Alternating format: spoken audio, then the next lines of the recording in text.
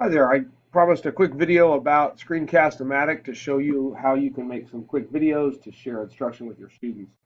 First of all, with ScreenCastOMatic, it's a product that's a web-based application. It works in any kind of environment. When you log into ScreenCastOMatic, you do have to create an account. I associated it with my school Google account so that when it creates video files and things and goes to YouTube, that those are going to be connected. When you're done doing this, you're going to end up with a YouTube video or can, and that's the easiest way to do that.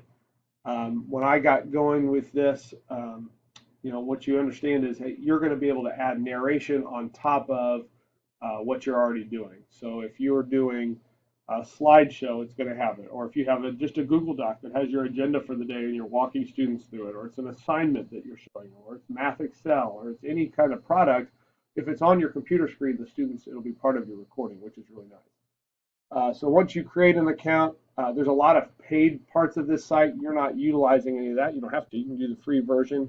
You get in here, it looks like they're trying to talk you into buying something.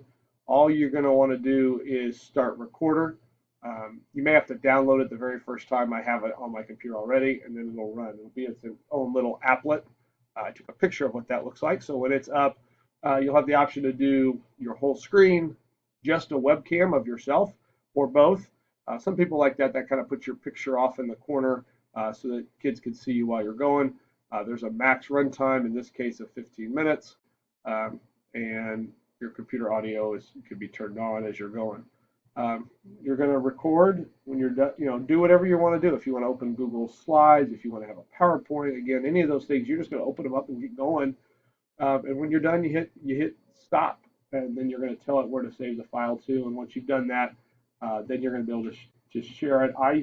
Like I said, I usually post it to YouTube. That's the easiest, most accessible way for kids. But you have options there too as well. So I'm going to put this video with some others, resources that I find, and push it out as a Google site. But just wanted to give you guys a quick little startup video as to how to get going.